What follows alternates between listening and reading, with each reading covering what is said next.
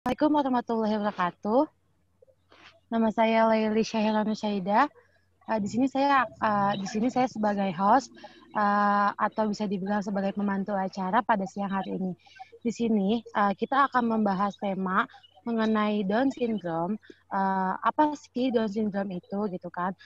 Mungkin Down syndrome itu orang yang punya kebutuhan khusus.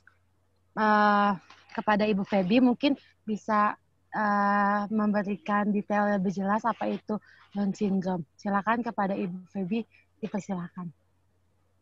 Ya baik, di sini saya akan menjelaskan sedikit mengenai apa itu Down syndrome. Jadi, Down syndrome itu merupakan gangguan kromosom atau kelainan genetik yang menyebabkan perbedaan pada kemampuan berpikir, belajar, memberi ciri fisik yang khas terhadap anak yang mengalami Down syndrome. Nah, kondisi ini menunjukkan trisomi 21 yang menjadi penyebab 90% kasus Down syndrome di dunia. Di mana jika umumnya manusia memiliki 46 kromosom, sedangkan yang mengalami Down syndrome memiliki 47 kromosom. Meski hanya lebih satu, rupanya mampu mempengaruhi kinerja otak dan ciri fisik anak yang mengalami Down syndrome itu sendiri. Dan selain karena trisomi yang tadi, hal ini juga karena kondisi kromosom 21 menempel pada kromosom lain secara tidak tepat. Sekian dari saya. Terima kasih Ibu Feby atas penjelasan tentang apa sih itu Down syndrome itu. Nah, selanjutnya kan kita nggak tahu nih cara guru untuk menghadapi para anak Down syndrome ini gitu. Mungkin bisa lebih jelasnya Bapak Supri dipersilakan untuk menjabarkan atau memberitahu sih gimana sih cara guru atau metode guru untuk memberikan pembelajaran terhadap anak yang Down syndrome. Silakan Bapak Supri, layar kami persilakan. Caranya menghadapi anak Down syndrome itu ya. Yang pertama itu pahami perkembangan karakteristiknya dan mental. Nah, jadi si anak Down syndrome itu kan kebutuhan mental. Nah, jadi kita sebagai pengajar harus dipahami dulu tuh si anak Down syndrome itu. Nah, yang berikutnya selalu konsisten dalam memperlakukan anak. Seringkali yang menjadi permasalahan utama itu selalu konsisten gitu dalam mempelajari anak Down syndrome itu. Jangan sampai dipelajari enggak tak gitu. Terus kenali bakat yang dimiliki. Sebagai guru pengajar atau orang tua harus mengenali bakat penting, rasanya mengetahui gitu karakteristik anak berbakatnya apa gitu. Nah, langsung kita arahi. Berikutnya untuk menyadari gitu kelemahan si anak Down syndrome itu. Nah, ketika pengajaran kita misalkan si anak itu terkadang suka berontak gitu, suka marah-marah. Nah, kita diberikan jangka waktu 10 menit untuk pembelajarannya paling sedikit gitu. Ketika anak sudah nggak mood gitu, atau kelihatan anak yang Down syndrome yang sudah pusing gitu, wajahnya memar, jangan sampai gitulah. Mencari kata-kata yang pendek gitu, jangan panjang. Itu yang dari saya, seperti itu sedikitnya. Terima kasih Bapak Supri atas penjabaran tentang bagaimana cara guru untuk menghadapi anak Down syndrome itu. Oke, tadi kan Bapak Supri kan mencolek sedikit nih tentang bakat-bakat dari si para Down syndrome ini gitu kan. Mungkin sekarang aku akan menanyakan, misalnya kita akan mengulik tentang anak Down syndrome itu memiliki bakat terpendam nggak sih gitu kan. Mungkin dari Bapak Aldi akan menjabarkan, silakan Bapak Aldi. Ya, terima kasih kepada Laili. Di sini saya akan menjelaskan tentang bakat terpendam dari anak Down syndrome ini. Setiap anak Down syndrome itu pasti memiliki bakat terpendam. Nah, untuk kita untuk bisa terlihat, jadi kita itu membuat si anak membuat aktivitas berlebih. Contohnya kan jadi si bakat anak itu kan beda-beda, ada yang bakatnya melukis, ada bakat di bidang olahraga, ada bakatnya macam-macam lah. Nah, itu kita tuh cara kita untuk menemukan bakat tersebut, jadi memberikan aktivitas lebih dan memberikan ruang kepada si anak Down syndrome tersebut. Maksud memberi ruang, memberi aktivitas yang berlebih di sini. Jadi si anak tuh contohnya gini, mata pelajaran, misalnya pelajaran dari tentang melukis misalnya. Kita kan gak semua anak Down syndrome itu suka melukis. Nah, jadi kita batasi buat yang gak suka melukis, dibatasi, jadi dilempar ke aktivitas yang dia sukai itu apa. Nah, begitu contohnya. Sekian dari saya. Terima kasih. Terima kasih Bapak Aldi sudah menjabarkan tentang bakat-bakat anak Down syndrome itu. Selanjutnya gini, kita akan mengulik tentang ada nggak sih tempat kursus untuk penderita Down syndrome itu gitu, kayak Down syndrome itu tuh lebih efektif ditaruh di mana sih pembelajarannya gitu, supaya itu berkembang dan melatih perkembangan otak dan fisiknya mungkin gitu kan.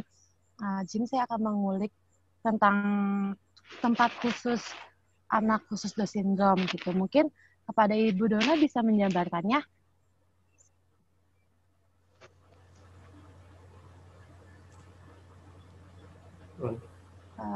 Kepada Ibu Dona dipersilakan.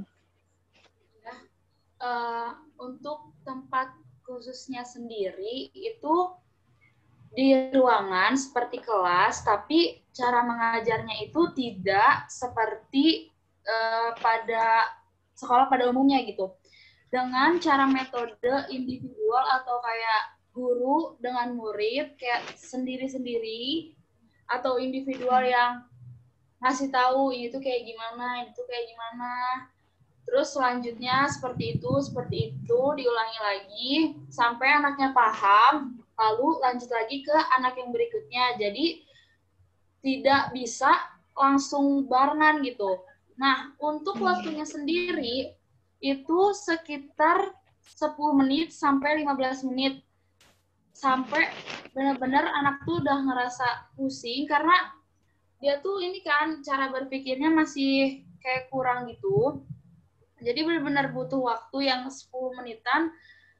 Kalau misalkan dia udah mulai merah-merah badannya atau mulai kayak gak fokus lagi, itu langsung kayak diliarin dulu. Maksud liarin itu kayak dia boleh main dulu, dia main atau dia melakukan kegiatan yang dia inginkan sampai dia merasa tenang dan bisa belajar kembali, baru dia bisa lanjut pembelajarannya. Seperti itu paling. Oke, terima kasih Ibu Dona sudah menjabarkannya. Mungkin tadi kan Ibu Dona menyinggung sedikit nih tentang merah-merah di kulit anaknya gitu kan. Mungkin sekarang kita akan mengulik tentang ada nggak sih sesuatu hal yang membuat anak itu tuh tidak nyaman akan sesuatu gitu. Mungkin kepada Bapak Lazuardi bisa menjelaskannya kenapa anak Down syndrome itu tidak nyaman atau gimana? Mungkin silakan Bapak Lazuardi. Iya, karena pertumbuhan anak Down syndrome itu sebenarnya lebih lama daripada anak normal lainnya, bukan hanya dari bentuk fisik, tetapi juga dari bentuk mental. Jika yang tadi dibilang anak merah-merah, mungkin itu disebabkan karena anak itu sudah tidak terfokus. Dikarenakan karena lambatnya dalam pertumbuhan otaknya, anak itu sudah sangat sulit sekali untuk melakukan fokus. Paling lama mungkin dia fokus hanya 15-20 menit. Lalu ada beberapa lagi yang tidak disukai anak Down syndrome seperti dibandingkan dengan anak lain. Ya kalau seperti itu mungkin setiap orang juga tidak akan suka. Lalu ada tempat yang ramai. Anak-anak Down syndrome itu cenderung tidak suka tempat yang ramai dan tempat yang berisik. Mereka lebih suka tempat yang sunyi dan hening. Karena jika mereka terbawa ke dalam tempat yang ramai atau berisik, anak-anak itu biasanya akan mulai bingung. Mereka biasanya akan mulai seperti itu mungkin yang disebutkan tadi oleh si Dona. Anak-anak itu akan mulai merah-merah atau seperti hal itu. Mungkin hanya seperti itu saja yang bisa saya beritahu. Sekian dari saya. Oke, baik, Pak. Terima kasih Bapak Lazuardi telah menyampaikan apa yang Down syndrome itu tidak nyaman gitu. Mungkin kan Down syndrome kan juga manusia, makhluk sosial gitu kan ya. Mungkin pasti juga si anak Down syndrome itu atau yang punya kekurangan Down syndrome itu kan pasti berbaur juga dengan masyarakat gitu kan ya. Jadi gimana sih perilaku masyarakat terhadap penderita si Down syndrome itu gitu kan? Mungkin Bapak Ismaya bisa menjabarkan bahwa perilaku masyarakat ini gimana gitu kan terhadap si penderita Down syndrome itu. Silakan Bapak Ismaya. Jadi saya akan jelaskan perilaku masyarakat terhadap anak Down syndrome. Nah, itu kan memiliki kelainan fisik. Nah, sehingga masyarakat selalu membuli atau menghina si anak Down syndrome itu. Nah, kita sebagai masyarakat harus mendidik dan membimbing si anak Down syndrome itu dan mengajak berbaur terhadap kita atau masyarakat untuk bisa berbaur atau bermain agar si anak tersebut tidak takut bermain dengan orang lain atau dengan anak normal seperti kita. Jadi kita itu harus membimbing sebagaimana dia itu manusia yang tidak punya kelainan. Jadi jangan membuli atau menghina. Ya, itu ya dari saya. Mohon maaf. Terima kasih, Pak Yuli. Terima kasih Bapak Ismaya. Terima kasih juga buat Ibu Febi. Terima kasih buat Bapak Supri. Terima kasih untuk Bapak Donat. Terima kasih untuk Bapak Aldi. Dan terima kasih untuk Bapak Lazuardi telah menyampaikan tentang apa sih Down syndrome itu gitu kan ya. Mungkin sekian dari kita, dari saya khususnya gitu kan. Mohon maaf bila ada kesalahan kata maupun kesalahan. Mohon maaf gitu kan ketika ada kesalahan kata yang saya ucap. Selebihnya wassalamualaikum warahmatullahi wabarakatuh. Waalaikumsalam warahmatullahi wabarakatuh. Terima kasih ibu-ibu semua, bapak-bapak semua. Udah entah. Tunggu dulu demi Allah ngakak. Entah. Bapak Dona. Ibu Dona. Bapak Dona. Bapak Dona. Maaf ya. Bapak Dona. Lu tuh nggak tahu nih depan gue tuh banyak hati. Aku teh malu. Tapi ini suara